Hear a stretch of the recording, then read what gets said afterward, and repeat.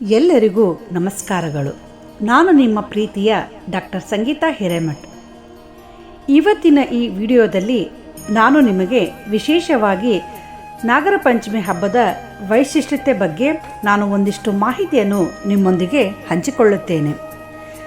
ನಾಗರ ಪಂಚಮಿ ಹಬ್ಬದ ವಿಶೇಷತೆ ಮತ್ತು ವೈಶಿಷ್ಟ್ಯತೆ ಏನು ಮತ್ತು ಯಾವ ಕಾರಣಕ್ಕಾಗಿ ನಾಗರ ಪಂಚಮಿ ಹಬ್ಬವನ್ನು ಆಚರಿಸುತ್ತೇವೆ ಎಂಬುದರ ಬಗ್ಗೆ ಸಂಕ್ಷಿಪ್ತವಾಗಿ ತಿಳಿಸುತ್ತೇನೆ. ನಾಗರ ಪಂಚಮಿ ಹಬ್ಬವು ಹಿಂದೂ ಧರ್ಮದಲ್ಲಿ ಬಹಳ ಮುಖ್ಯವಾದ ಹಬ್ಬವಾಗಿದೆ ಮತ್ತು ಇದನ್ನು ಬಹಳ ಶ್ರದ್ಧಾಭಕ್ತಿಯಿಂದ ಆಚರಿಸಲಾಗುತ್ತದೆ. ಈ ಹಬ್ಬವನ್ನು ಶ್ರಾವಣ ಮಾಸದ ಶುಕ್ಲ ಪಕ್ಷದ ಪಂಚಮಿ ಎಂದು ಆಚರಿಸಲಾಗುತ್ತದೆ. ಪೌರಾಣಿಕ ಕಾಲದಿಂದಲೂ ಸರ್ಪಗಳನ್ನು ದೇವರಂತೆ ಪೂಜಿಸುವುದರಿಂದ ನಾಗರ ಪಂಚಮಿ ದಿನದಂದು ನಾಗದೇವನನ್ನು ನಮ್ಮ ಎಲ್ಲ ಇಷ್ಟಾರ್ಥಗಳನ್ನು ಈಡೇರಿಸುತ್ತಾನೆ ಎಂಬ ನಂಬಿಕೆ.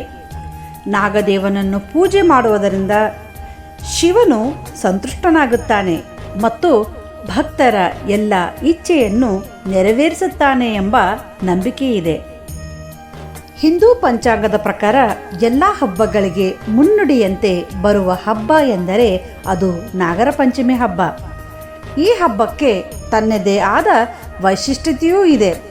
ಶ್ರಾವಣ ಮಾಸದ ಮೊದಲ ಹಬ್ಬವಾದ ಈ ನಾಗರ ಪಂಚಮಿ ಹಬ್ಬಗಳು ಮುಂದೆ ಬರುವ ಸಾಲು ಸಾಲು ಹಬ್ಬಗಳ ಆರಂಭವಾಗುವುದಕ್ಕೆ ನಾಂದಿ ಹಾಡುತ್ತದೆ.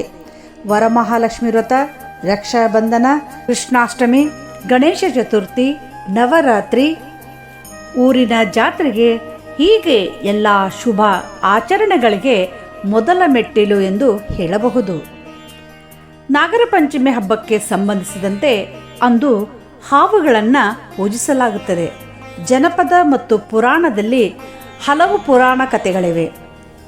ಜನಪದ ಕಥೆಯ ಪ್ರಕಾರ ನಾಗರ ಪಂಚಮಿ ಬರುವುದು ಮುಂಗಾರಿನ ರಭಸದ ದಿನಗಳ ಮಧ್ಯೆ. ಈ ಕಾಲಘಟ್ಟದಲ್ಲಿ ಹೊಲ ಗದ್ದೆಗಳಲ್ಲಿ ಕೃಷಿ ಚಟುವಟಿಕೆಗಳು ನಡೆಯುತ್ತವೆ. ಈ ಸಮಯದಲ್ಲಿ ಕೀಟ ಮಿಡತೆಗಳ ಹಾವಳಿ ಅಧಿಕ. ಅಷ್ಟೇ ಅಲ್ಲದೆ ಫಸಲು ತಿನ್ನಲು ಬರುವ ಇಲಿಗಳಿಗೂ ಕೊರತೆ ಇಲ್ಲ. ಇದೆಲ್ಲದರಿಂದ ರೈತನ ಫಸಲನ್ನು ಕಾಪಾಡುವುದು ಹಾವುಗಳು.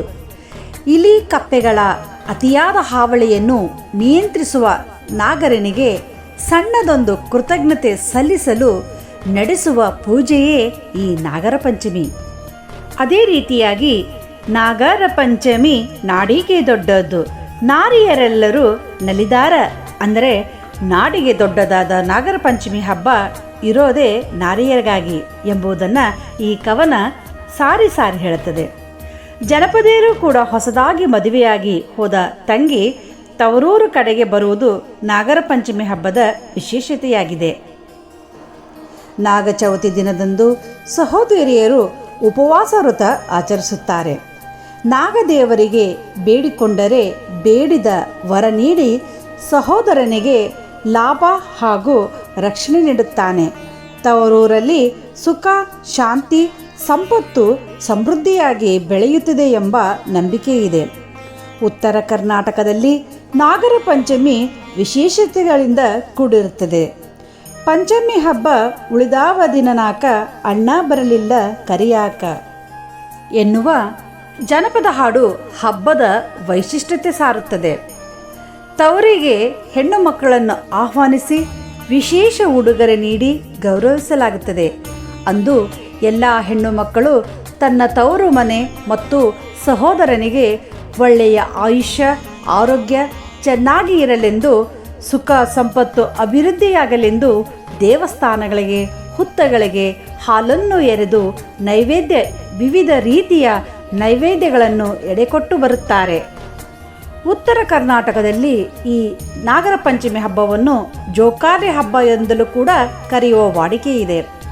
ಹಳ್ಳಿಗಳಲ್ಲಿ ಬೇವಿನ ಮರಗಳಿಗೆ ಜೋಕಾಲಿಯನ್ನು ಕಟ್ಟಿ ಹಾಡನ್ನು ಹಾಡುತ್ತಾ ಈ ಹಬ್ಬವನ್ನು ಸಡಗರದಿಂದ ಆಚರಿಸುತ್ತಾರೆ. ಸರತಿಯ ಪ್ರಕಾರ ಜೋಕಾಲಿ ಆಡುವುದು ಹೆಣ್ಣು ಮಕ್ಕಳಿಗೆ ಎಲ್ಲಿಲ್ಲದ ಸಂಭ್ರಮವೋ ಸಂಭ್ರಮ. ಎಲ್ಲ ಓರಿಗೆಯ ಗೆಳತಿಯರು ಸಮಾಗಮ ಆಗುವುದು ಆ ದಿನದಂದು. ಬಾಲ್ಯದಲ್ಲಿ ಕೂಡಿ ಆಡಿ ಬೆಳೆದು ಮುಂದೆ ಮದುವೆಯಾಗಿ ಎಲ್ಲೆಲ್ಲೋ ಗಂಡನ ಮನೆಯನ್ನು ಸೇರಿದವರು ಮತ್ತೆ ನಾಗರ ಪಂಚಮಿಗೆ ಸೇರುತ್ತಾರೆ. ಆಗ ಅವರಿಗೆ ಆದ ಆನಂದ ವರ್ಣನಾತೀತ. ಇನ್ನು ಹಳ್ಳಿಗಳಲ್ಲಿ ಗಂಡು ಮಕ್ಕಳು ವಿವಿಧ ಸ್ಪರ್ಧಾತ್ಮಕ ಕ್ರೀಡೆಗಳನ್ನು ಏರ್ಪಡಿಸುತ್ತಾರೆ. ಚಿಕ್ಕ ಮಕ್ಕಳು ಕಣ್ಣಮುಚ್ಚಾಲೆ, ಲಗೋರಿ, ಚಿನ್ನಿದಾಂಡು ಮತ್ತು ಕೊಬ್ಬರಿ ಬಟ್ಟಲೆಗೆ ದಾರವನ್ನು ಕಟ್ಟಿ ಆಡಿಸುವುದು ವಿಶೇಷವಾದ ಆಟವಾಗಿದೆ. ಹೀಗೆ ಇನ್ನು ಹಲವು ಬಗೆಯ ಪಂದ್ಯಗಳನ್ನು ಕಾಣಬಹುದು. ಇನ್ನು ಈ ಹಬ್ಬದಲ್ಲಿ ಮಾಡುವ ವಿಶೇಷವಾದ ಸಿಹಿ ತಿನಿಸುಗಳೆಂದರೆ ಶೇಂಗಾ ಉಂಡೆ, ಎಳ್ಳುಂಡೆ, ಚಿಗಳಿ, ತಂಬಿಟ್ಟು, ಹಬೆಯಲ್ಲಿ ಬೇಯಿಸಿ ಮಾಡುವ ಕಡುಬು, ಹೆಸರು ಕಾಳಿನ ಲಡ್ಡು, ಜೋಳದ ಅರಳು, ರವೆ ಉಂಡೆ, ಹೀಗೆ ವಿವಿಧ ತರತರಹ ತಿನಿಸುಗಳನ್ನು ಮಾಡಿ ನಾಗಪ್ಪನಿಗೆ ನೈವೇದ್ಯ ಮಾಡುತ್ತಾರೆ. ಒಟ್ಟಾರೆ ನಾಡಿನಾದ್ಯಂತ ನಾಗರ ಪಂಚಮಿ ಹಬ್ಬ ಸಾಕಷ್ಟು ಶ್ರದ್ಧೆ ಭಕ್ತಿಗಳಿಂದ ಆಚರಿಸಲಾಗುತ್ತದೆ. ಈ ಹಬ್ಬವನ್ನು ಅಣ್ಣ ತಂಗಿಯರಿಗೆ ವಿಶೇಷವಾದ ಹಬ್ಬವಾಗಿದೆ. ಧನ್ಯವಾದಗಳು. ಎಲ್ಲರಿಗೂ ನಾಗರ ಪಂಚಮಿ ಹಬ್ಬದ ಶುಭಾಶಯಗಳು.